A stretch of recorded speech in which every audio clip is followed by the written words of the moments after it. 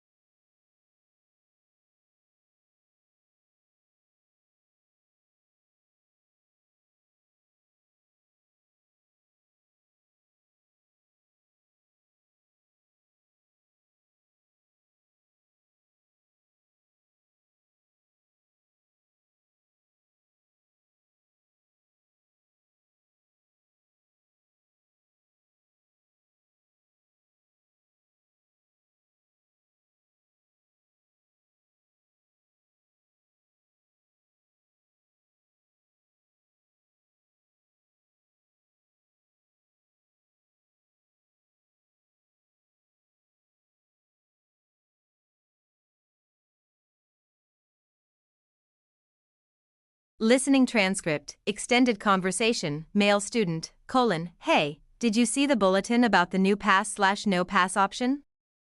I think it's a great idea. Female student, yeah, I saw it. I'm not sure how I feel about it.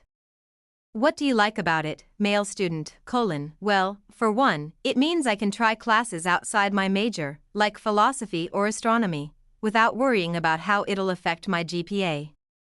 I've always wanted to explore topics like that, but I've been nervous about getting a bad grade. Female student, that makes sense, but don't you think some students might stop putting in effort if they know it won't affect their GPA? Male student, maybe some will, but I think most of us will still try hard.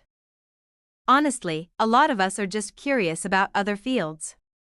I think this system rewards that curiosity. Female student, I suppose, but I also wonder how professors feel about it. If fewer students are worried about grades, they might skip class or slack off. Male student, true, but I think it depends on the student.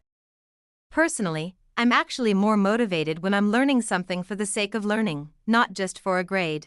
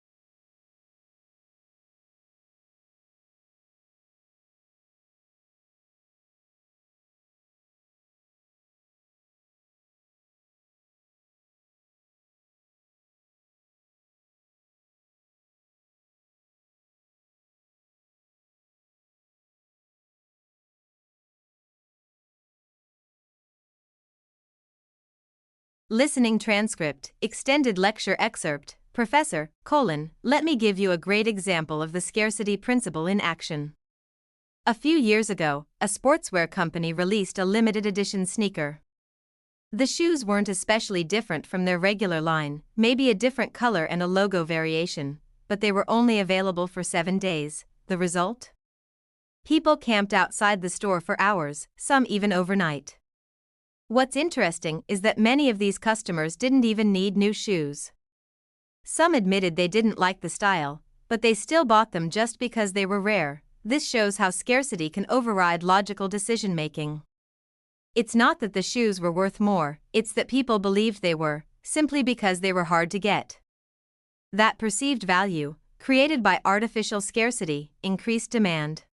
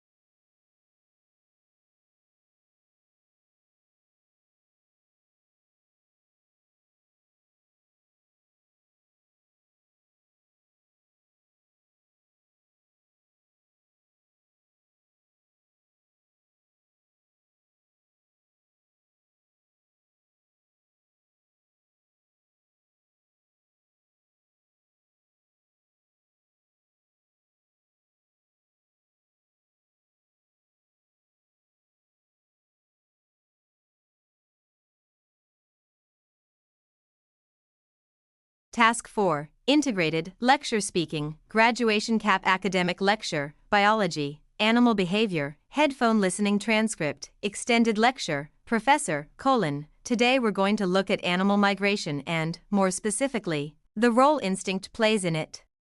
Migration is the regular, often seasonal movement of animals from one region to another. While some animals learn these routes from their group or parents, many species rely almost entirely on instinct, behavior they are born with. Take the monarch butterfly, for example. Monarchs migrate thousands of miles from Canada to Mexico each year. But here's the fascinating part: it takes multiple generations to complete that full round-trip journey. So, the butterflies that return to Canada in the spring are the great-grandchildren of the ones that left the previous fall. Yet somehow, they still follow nearly the exact same path. They've never been to Mexico, and no one teaches them. The behavior is encoded in their genes. Another example is the Pacific salmon. After spending years in the ocean, they swim back to the exact stream where they were born. This behavior is guided by their internal biological systems. They don't learn the route from their parents. It's built into their instincts, so, in both cases, these migrations aren't learned behaviors, they're inherited. That's what makes them such a powerful example of instinct in nature.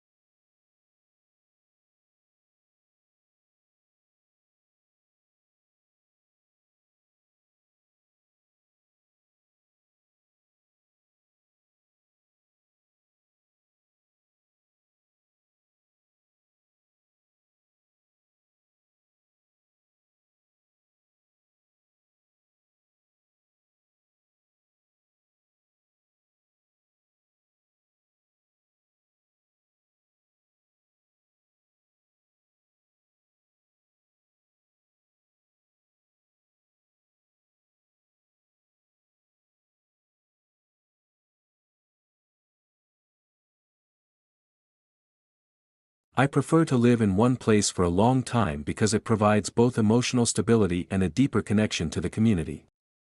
When you stay in one area, you can form meaningful friendships, build a strong support system, and develop trust with those around you.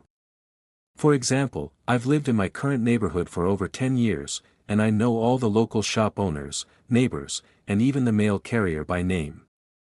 That familiarity makes daily life smoother and more comfortable. Also, when you're not constantly adjusting to a new environment, you can focus more on your personal and professional goals rather than always starting over. The man is in favor of the university's new pass/no pass grading policy. He thinks it's a great opportunity for students to take challenging or unfamiliar courses without worrying about negatively affecting their GPA. For example, he mentions that he's always been interested in philosophy but avoided it before because he was afraid of getting a low grade. Now, with this option, he feels free to explore that interest. He also argues that students are motivated by more than just grades. In his opinion, many students will still take their courses seriously because they genuinely want to learn. He even says he's more motivated when learning for personal growth rather than for a letter grade. Although the woman is concerned that students might not try as hard, the man believes that the policy will actually promote academic curiosity and help students expand their knowledge beyond their major fields. The scarcity principle is a psychological concept that explains how people tend to value things more when they believe those things are limited or in short supply. This principle often creates a sense of urgency, making people want to obtain the item before it runs out. The professor's example about the limited edition sneaker perfectly illustrates this idea. Although the sneakers were not very different from the company's regular products, they were only sold for 1 week. As a result, many people lined up for hours just to buy them. Interestingly, some buyers didn't even like the shoes or need new ones, they simply didn't want to miss the opportunity to get something rare. This shows how scarcity can influence people's decisions and increase demand, even if the product itself isn't particularly special. Overall, the example highlights how marketers use scarcity to encourage consumers to act quickly and value products more highly. Instinct plays a crucial role in animal migration because it guides animals to travel long distances without being taught. The professor gave the example of monarch butterflies, which migrate thousands of miles from Canada to Mexico. What's fascinating is that the butterflies that return in the spring are actually great-grandchildren of the ones that left in the fall, yet they still follow the same migration path without any guidance. This shows that their migration behavior is inherited instinctively, not learned. Another example is the Pacific salmon, which swim back to the exact stream where they were born. They don't learn this route from their parents, instead, their instincts lead them. These examples demonstrate that migration in these species is driven by inherited instincts, helping them survive and reproduce successfully.